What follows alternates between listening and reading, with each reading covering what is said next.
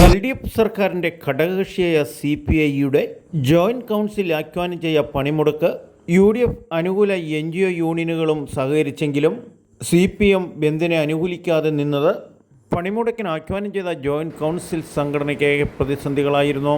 കുമാരമംഗലം പഞ്ചായത്തിൽ പകുതിയിലേറെ സ്റ്റാഫുകൾ വരികയും ഓഫീസ് പതിവുപോലെ പ്രവർത്തനത്തിലായിരുന്നു. എന്നാൽ ജോയിന്റ് കൗൺസിൽ തലേദിവസം വൈകുന്നേരം വരെ പന്തം കൊളുത്തി പ്രകടനം നടത്തി എല്ലാ സർക്കാർ ഉദ്യോഗസ്ഥരും പണിമുടക്കിനോട് സഹകരിക്കണമെന്ന് അഭ്യർത്ഥിച്ചിരുന്നു. ജീവനക്കാർ വലിയ തോതിൽ ബുദ്ധിമുട്ടുന്നു. ആ സാഹചര്യത്തിലാണ് ഈ സമരവുമായി ഞങ്ങൾ തെരുവിലിറങ്ങുന്നത്. ഈ സമരം ഞങ്ങൾ ക്ഷണിച്ചു വരുത്തിയ സമരമല്ല. ഞങ്ങൾ നിരവധി പോരാട്ടങ്ങളുമായി ബന്ധപ്പെട്ട് സർക്കാരിനോട് ആവശ്യപ്പെട്ട സമരമാണ്. ഇത് ജീവിത സമരമായി മാറുന്നതിന്റെ പ്രധാനപ്പെട്ട കാര്യം എങ്ങനെയാണ്?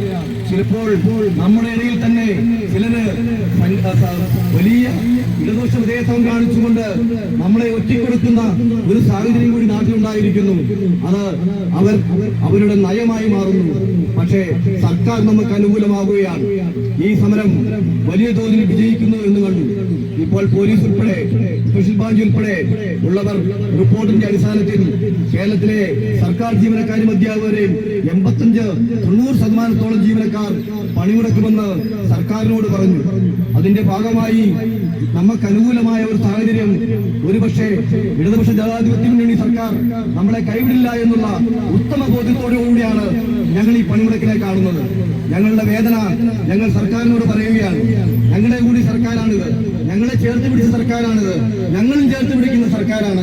ഈ സർക്കാർ ഞങ്ങളെ ഉപേക്ഷിക്കില്ല എന്ന് ഞങ്ങൾക്ക് നല്ലവണ്ണം അറിയാം. ഈ സമരം സർക്കാരിനെതിരുള്ള സമരമല്ല. ഇടതുപക്ഷ ജനാധിപത്യ മുന്നണി സർക്കാർ നാട്ടിൽ വലിയ തോതിലുള്ള വികസന പ്രവർത്തനങ്ങൾക്ക് മുന്നിട്ട് നിൽക്കുകയാണ്.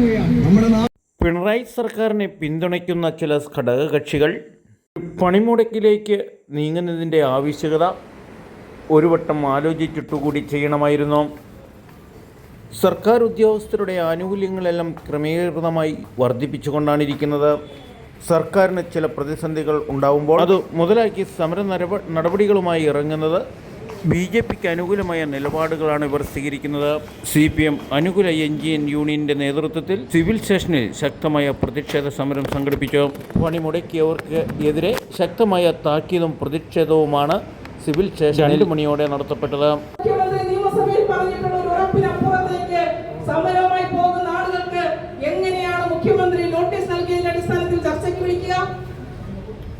വിളിക്കുന്നപ്പോഴാണ് ജീവനക്കാരുടെ സംഘടനകളും ഗവൺമെന്റും തമ്മിൽ അഭിപ്രായ വ്യത്യാസമുണ്ട് എങ്കിൽ അവിടെ ചർച്ചകൾക്ക് സാധ്യതയുണ്ട്.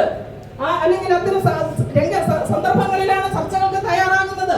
ഇത് ഏകപക്ഷീയമായി ഗവൺമെന്റ് നടപ്പിലാക്കുന്ന എല്ലാ കാര്യങ്ങൾക്കുമെതിരെ പണിമുടക്കം പ്രഖ്യാപിക്കുന്ന ആളുകൾ ഏറ്റവും ഒടുവിൽ വിലപിക്കുകയാണ്. ഞങ്ങളെ ഒരു ചർച്ചയ്ക്കും വിളിക്കുന്നില്ല. അതിന് തൊട്ട് 2 ദിവസം മുമ്പ് കേരള NGO സംസ്ഥാന പ്രസിഡന്റ് സഖാവ് MV ശശിധരൻ അനവസരത്തിലുള്ള ഈ പണിമുടക്ക് നിങ്ങൾ എന്തിന്റെ പേരിലാണ് എന്നുള്ള 10 ചോദ്യങ്ങൾ ചോദിച്ചു. ആ 10 ചോദ്യത്തിനും മറുപടിയില്ല എന്ന് മാത്രമല്ല, ആ സഖാവിനെ വ്യക്തിഹത്യ ചെയ്യാൻ കഴിയുന്ന രീതിയിലേക്ക് ജോയിന്റ് കൗൺസിലിന്റെ നേതാക്കന്മാർ മാറി. നിങ്ങൾക്ക് എല്ലാവർക്കും ആ സഖാവിന്റെ ഫേസ്ബുക്ക് പേജിൽ പരിശോധിച്ചാൽ കാണാം. കൃത്യമായ 10 ചോദ്യങ്ങളുണ്ട്. അവിടെ എവിടെയും ആ സംഘടനാ നേതാക്കന്മാരെ അധിക്ഷേപിക്കുന്നതായി ഒന്നും ചോദിച്ചിട്ടില്ല. കഴിഞ്ഞ ഈ ഗവൺമെന്റ് കാലഘട്ടങ്ങളിൽ യോജിച്ചുള്ള പോരാട്ടങ്ങളിൽ നാം എടുത്ത നിലപാടുകളിൽ നമ്മൾ ഒന്നിച്ചു വിളിച്ച മുദ്രാവാക്യങ്ങളിൽ ഇപ്പോൾ എങ്ങനെയാണ് നിങ്ങൾക്ക് മാറി നിന്ന് ചിന്തിക്കാൻ കഴിയുക എന്നുള്ള ചോദ്യം ചോദിക്കുമ്പോൾ അവിടെ വ്യക്തിഹത്യ നടത്താൻ കഴിയുന്ന രീതിയിലേക്ക് തരംതാണ പ്രവർത്തനങ്ങൾ ഏറ്റെടുക്കുന്ന ഒരു വിഭാഗമായി ജോയിന്റ് കൗൺസിൽ മാറിയിട്ടുണ്ടെങ്കിൽ കേരള NGO യൂണിയന്റെ സംസ്ഥാന പ്രസിഡന്റ് സംഘടനയുടെ ഭാഗമായി ഉയർത്തിയിട്ടുള്ള ചോദ്യങ്ങൾ കേരളത്തിന്റെ സിവിൽ സർവീസിൽ പ്രസക്തമാണ് എന്നവർക്ക് ബോധ്യപ്പെട്ടതിന്റെ അടിസ്ഥാനത്തിലാണ്. ആരൊക്കെയാ കുറുമുന്നണികള്? ജോയിന്റ് കൗൺസിലുണ്ട്, അസോസിയേഷനുണ്ട്. അസോസിയേഷൻ പണിമുടക്കിയാൽ അത് രാഷ്ട്രീയമാണെന്ന് നമുക്ക് മനസ്സിലാക്കാം. ഒരു പ്രതിപക്ഷ സംഘടനയാണ്. ജീവനക്കാരുടെ അവകാശങ്ങൾക്ക് വലിയ തോതിൽ സംഭാവന നൽകിയ ആളുകളാണ്. 2002 നമ്മൾ കണ്ടതാണ്. കഴിഞ്ഞ ദിവസം 2002 സമരത്തിന് സെറ്റോയാണ് നേതൃത്വം കൊടുത്തത് എന്ന് പറഞ്ഞുകൊണ്ട് NGO അസോസിയേഷന്റെ നേതാവിന്റെ ഒരു പോസ്റ്റ് വന്നു. ആ പോസ്റ്റിൽ 32 ദിവസക്കാലം ഞാനും പണിമുടക്കി എന്ന് പറഞ്ഞപ്പോൾ തിരിച്ചൊരു പോസ്റ്റ് ഇട്ടിട്ടുണ്ട്.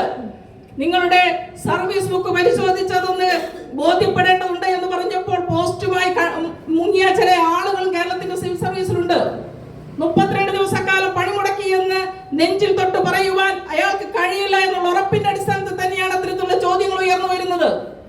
അവർ നടത്തുന്ന പണിമുടക്കം, ആ പണിമുടക്കിന്റെ ഭാഗമായി ഇന്ന് ജോയിന്റ് കൗൺസിലും കൂടെ ചേർന്നുകൊണ്ട്, ഒരുപക്ഷെ ജോയിന്റ് കൗൺസിലിനോടൊപ്പം അസോസിയേഷൻ നടന്നു. ഇവർ തമ്മിൽ വലിയ വ്യത്യാസമൊന്നുമില്ല.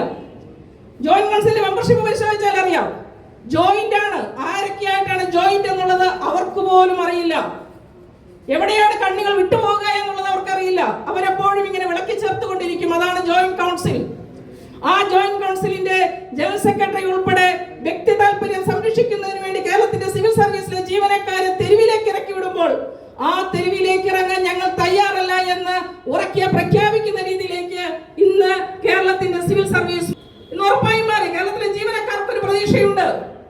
നിങ്ങൾ എന്നെ കാണുമ്പോൾ പ്രതീക്ഷിക്കുന്ന ചില പ്രസ്താവനകളുണ്ട്. ആ പ്രസ്താവനകൾ നടത്തുകയതിനപ്പുറത്തേക്ക് അത് നടപ്പാക്കുക എന്നുള്ള ദൗത്യമാണ് ഈ ഗവൺമെന്റ് ഉള്ളത്. നിങ്ങൾക്ക് അർഹതപ്പെട്ട ആനുകൂല്യങ്ങൾ ഞങ്ങൾ തീർച്ചയായും ഈ ഗവൺമെന്റ് കാലഘട്ടത്തിൽ നൽകിയിരിക്കും. പറയുന്നത് കേരളത്തിന്റെ ഗവൺമെന്റ് ആണ്. തൊട്ടടുത്ത ദിവസം കേരളത്തിന്റെ മുഖ്യമന്ത്രി പ്രഖ്യാപിക്കുകയാണ് അടുത്ത ശമ്പള പരിഷ്കരണം. ഒരു ശമ്പള പരിഷ്കരണം പ്രഖ്യാപിക്കാൻ കഴിയുന്ന രീതിയിലേക്ക് കേരളത്തിന്റെ സാമ്പത്തിക സ്ഥിതി സജ്ജമായിട്ടുണ്ടോ എന്നാണ് ഇതിനു മുന്നേ നടന്നൊരു പ്രക്ഷോഭത്തിന്റെ ഭാഗമായി BJPയുടെ സംസ്ഥാന നേതാവായിട്ടുള്ള ശോഭാ സുരേന്ദ്രൻ ചോദിച്ചത്. എന്തിന്റെ അടിസ്ഥാനത്തിലാണ് കേരളത്തിൽ അയ്യഞ്ചാണ്ട് കൂടുമ്പോൾ ശമ്പളം പരിഷ്കരിക്കുന്നത്? കേന്ദ്രത്തിൽ പോലും 10 വർഷത്തിലൊരിക്കലാണ്. കേന്ദ്രത്തിൽ 10 വർഷത്തിലൊരിക്കൽ ശമ്പള പരിഷ്കരണം നടപ്പിലാക്കുമ്പോൾ എന്ത് സാമ്പത്തിക നയത്തിന്റെ അടിസ്ഥാനത്തിലാണ് കേരളത്തിൽ നടപ്പിലാക്കുന്നത് എന്ന് BJP ചോദിക്കുക. അവിടെയാണ് ഇവിടെ സംഘിന്റെ ചില പോസ്റ്ററുകൾ കണ്ടു. ഈ മാസം 24-ാം തീയതി അവർ സെക്രട്ടേറിയറ്റ് മാർച്ചിന് തയ്യാറെടുക്കുക. എന്താ പ്രധാനപ്പെട്ട മുദ്രാവാക്യം? ശമ്പള പരിഷ്കരണ കമ്മീഷനെ നിയമിക്കുക. ശമ്പള പരിഷ്കരണ കമ്മീഷനെ നിയമിക്കുക എന്നുള്ളതാണ് അവരുടെ ആവശ്യം. ആയിക്കോട്ടെ, ജീവനക്കാർക്ക് വേണ്ടിയിട്ടല്ലേ, നമുക്ക് അംഗീകരിക്കാം. പക്ഷെ അതിന്റെ താഴെ ഒന്നുണ്ട്. പങ്കാളിത്ത പെൻഷൻ പദ്ധതി പിൻവലിക്കുമെന്ന് പറഞ്ഞ കേരള സർക്കാർ വാക്കുപാലിക്കുക. ആരാണ് കൊണ്ടുവന്നത്? പങ്കാളിത്ത പെൻഷൻ പദ്ധതി ഇന്ത്യ മഹാരാജ്യത്ത് നടപ്പിലാക്കിയതാരാണ്? നടപ്പിലാക്കിയവന് കുറ്റമില്ല, അത് തുടർന്നു കൊണ്ടുപോകുന്നവനും കുറ്റമില്ല. NPS-ൽ നിന്ന് അത് UPS-ലേക്ക് മാറുമ്പോഴും അതിനും തർക്കമില്ല. പക്ഷേ അത് പിൻവലിക്കുമെന്ന് പറഞ്ഞ കേരളത്തിലെ ഇടതുപക്ഷ ഗവൺമെന്റ് വാക്കുപാലിക്കണം. ഇടതുപക്ഷ ഗവൺമെന്റ് അതിന്റെ തുടർ പ്രവർത്തനങ്ങളുമായി പോകുന്നുണ്ട്. റവന്യൂ ഡിപ്പാർട്ട്മെൻറ്റിനും അതിൻ്റെ കീഴിലുള്ള വില്ലേജ് ഓഫീസുകളും സ്റ്റാഫുകൾ പൂർണ്ണമായും പണിമുടക്കിൽ പങ്കെടുത്തു. നാട്ടുരാജ്യ ന്യൂസിനു വേണ്ടി ക്യാമറയാൻ റിപ്പോർട്ടിംഗ് തൊടുപുഴയിൽ നിന്നും KK വിജയൻ.